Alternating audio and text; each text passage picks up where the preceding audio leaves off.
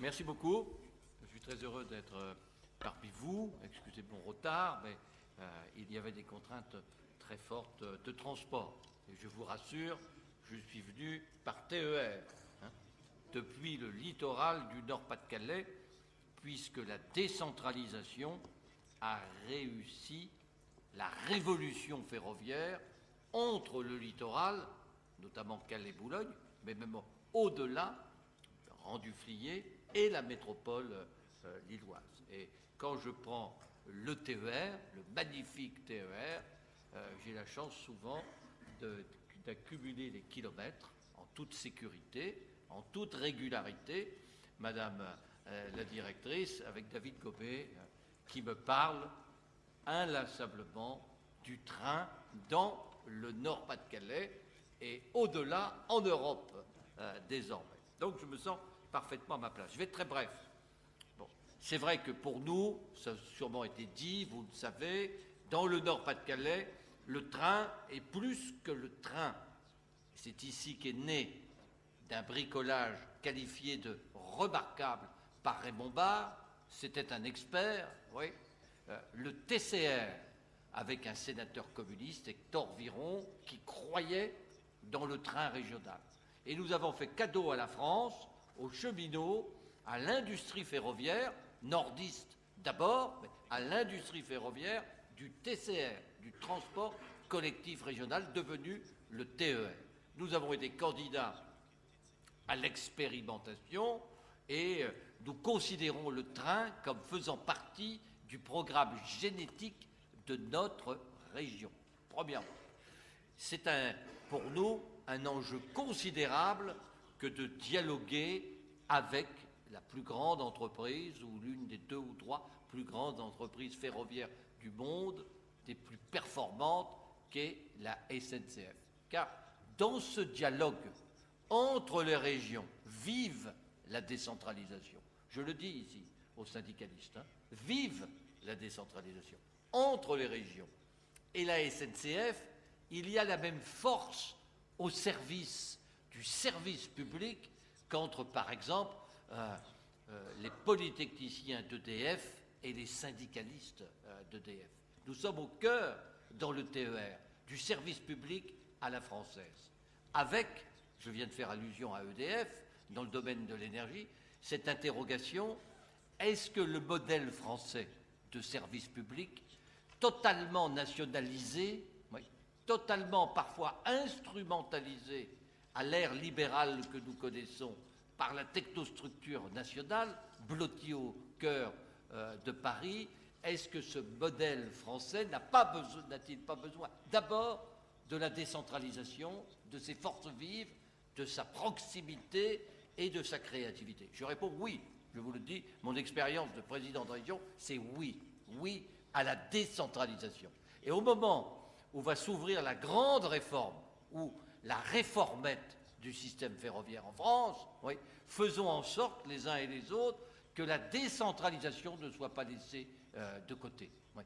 En quelque sorte, je sens bien que les élites politiques provisoires, SNCF, presque éternelles, technocratiques, elles sont là pour toujours, oui, sont prêtes à laisser les présidents de région de côté, même s'ils sont parlementaires, pour aller vers une réforme de la SNCF, entre gens initiés de la SNCF, sans faire le geste qui donne à sa réforme sa légitimité et sa perspective, c'est-à-dire reprendre la dette du système ferroviaire français.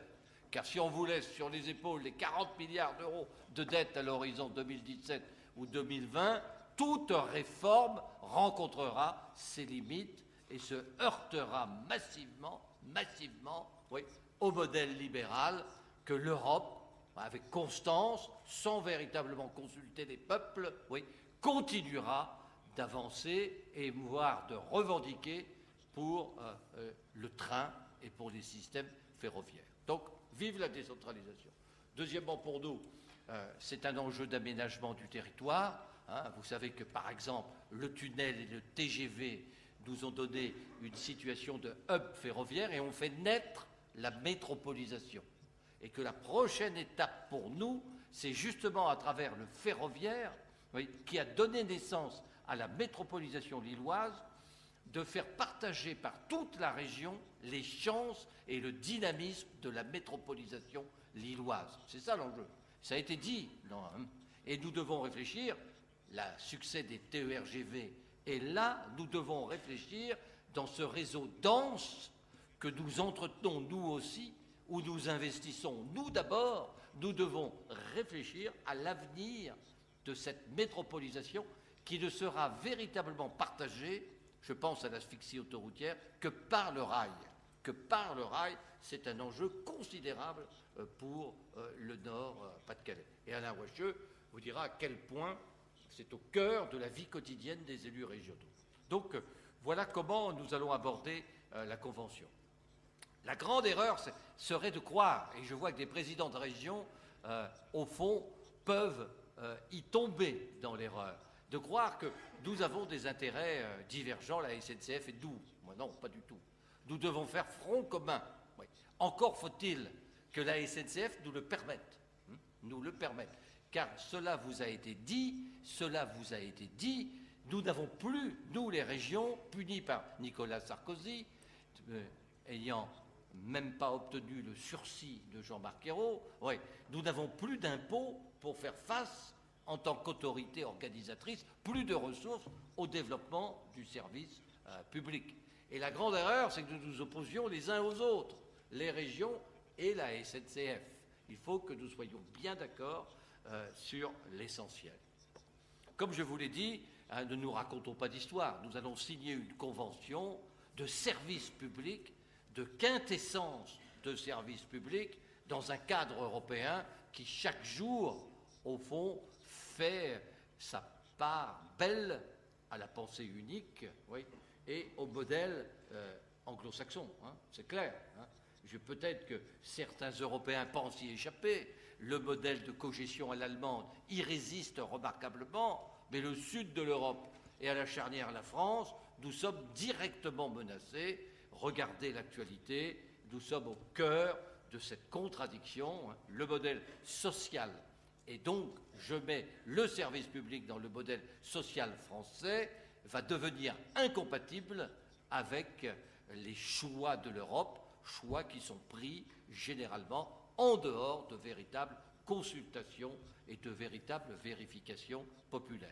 Donc, pour moi, la Convention, c'est aussi un élément de résistance, C'est pourquoi je souhaite pouvoir, et Alain est là, je pense, encore plus acharné que moi, la signer pour 10 ans. Ouais. Parce que le court-termisme, la compétition, la concurrence, année après année, ça ne nous convient pas à la région. En termes d'aménagement du territoire et de services publics, si nous avons quelque chose à dire, c'est ça. Au moins 10 ans devant nous. Mais pour signer pendant 10 ans, comme l'a dit Odile, il faut, en attendant la réforme de la décentralisation, qui, j'espère, liera nos ressources, notre versement transport à la transition énergétique et au rail indispensable, et d'ailleurs au rail propre, au rail électrique, il faut donc que nous ayons des assurances. Par exemple, il est hors de question pour un exécutif de gauche, dans la tempête actuelle, de signer une convention où des suppressions d'emplois, sauf événements exceptionnels, ou réductions, seront prévues. Nous ne pouvons pas. Et je l'ai dit, nous sommes dans une région où nous sommes à 14% de chômage. 14% de chômage. Et ça fait parfois des décennies dans des bassins que ça dure. Hein. La patience a des limites. On ne va pas supprimer des emplois de cheminots sur le littoral alors qu'il y a 14, 15, à Calais, 18% de chômage. Si on commence par tailler dans le service public, dans un arrondissement où il y a 18% de chômage, comment voulez-vous que la France ne se sente pas pré-révolutionnaire, hein? C'est clair, elle se sent pré-révolutionnaire à ce moment-là. Donc, soyons là-dessus très très clairs. Mais quand je dis ça, je suis d'accord aussi pour qu'une conférence du rail s'élargisse vraiment au régional, au département, aux agglos, aux communautés de communes, et pour que nous puissions, dans les gares, voir comment, avec notamment la politique sociale maintenue à l'heure actuelle, je pense aux emplois aidés, je pense aux emplois d'avenir, notamment avec les équilibres de la SNCF, que nous avons par transparence amélioré, à prendre en compte, oui, et en quelque sorte à intégrer, voir comment les gares, sauf exception nationale, deviennent des lieux de vie publique, des lieux de concertation publique, des lieux, des espaces même de présence publique. Dans cette France qui a besoin de repères, les gares vides sont l'aveu de l'impuissance publique. Ça n'est pas possible. Ça n'est pas possible dans une région comme le Nord-Pas-de-Calais. Deuxièmement, nous aurons aussi à voir avec la direction nationale. Comprenez le président de région ou le vice-président de région qui vient du bassin minier, Bruet, et qui a 20% de chômage dans sa ville. Nous avons investi dans le Louvre. Et nous avons investi au milieu des cités minières, là où vivent les petits-enfants des mineurs, à Lens, 20% de chômage. Oui, bien sûr pour les grandes collections nationales, pour le musée historique de la Convention et de la Révolution française, pour le plus grand musée du monde. Nous l'avons fait, mais nous l'avons fait aussi pour des raisons de développement économique. L'arrondissement de Lens et l'arrondissement de France, écoutez bien, qui fabrique le moins de richesses en économie marchande, 400 millions d'euros par an. Il n'y a que Longwy à l'est, même histoire, la mine, la sidérurgie, qui est aussi bas que nous. Et notre but, c'est d'amener, ça marche, des centaines de milliers de visiteurs, c'est de faire en sorte qu'une partie du pouvoir d'achat vienne d'au-delà de Lens pour sauver Lens. Vous comprenez que quand on fait cela, on ne peut pas accepter que, quelles que soient les raisons techniques d'un TER Picard que nous respectons, on ne nous annonce que 3 TGV par jour en direction d'Arras et donc de Lens vont être supprimés. C'est-à-dire on ne peut pas faire le TER, si nous sommes assassinés au niveau du TGV. Il faut que ça soit clair. Et la négociation régionale est un tout. Nous demandons la solidarité, l'attention, voire la bienveillance de la SNCF nationale. Même chose sur Maubeuge, où nous investissons. À Maubeuge, par exemple, ou à Aulnois, nous allons investir une maison des musiques actuelles. Nous participons à la renaissance, à la construction d'un centre-ville à Aulnois. Nous avons payé 90% hors compétence de l'université de Maubeuge. Nous avons besoin des trains Paris-Maubeuge qui soient de véritables trains. Et je dis même là, nous sommes prêts, nous l'avons dit à la SNCF nationale, nous sommes prêts à intégrer une partie du déficit Saint-Quentin-Maubeuge ou une partie du déficit Saint-Quentin-Aulnois-Maubeuge ou Saint-Quentin-Aulnois-Mons, car nous voulons la prolongation jusqu'à Mons, nous sommes prêts à l'intégrer dans le TER. Nous ne sommes pas aveugles. Nous ne sommes pas aveugles. C'est le même raisonnement qui nous fait dire que nous étions prêts à subventionner les arrêts de l'Eurostar à Calais. Car avoir un train international, un train européen, un train rhénan, qui ne s'arrête que 2 ou 3 fois par jour à Calais, alors qu'il en passe entre 40 et 50, c'est là où il y a 18% de chômage. Reconnaissez que le service public est bien loin. Reconnaissez que la volonté d'aider est bien loin.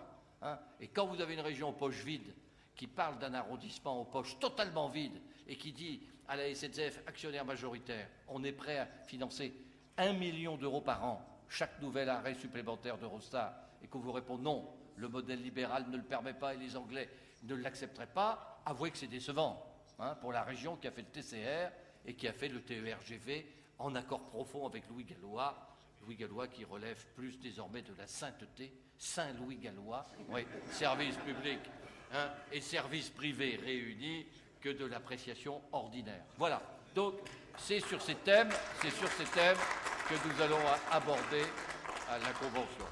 Mais pour ce faire, je le dis aussi à Madame la directrice, avec qui nous avons des rapports d'une grande confiance.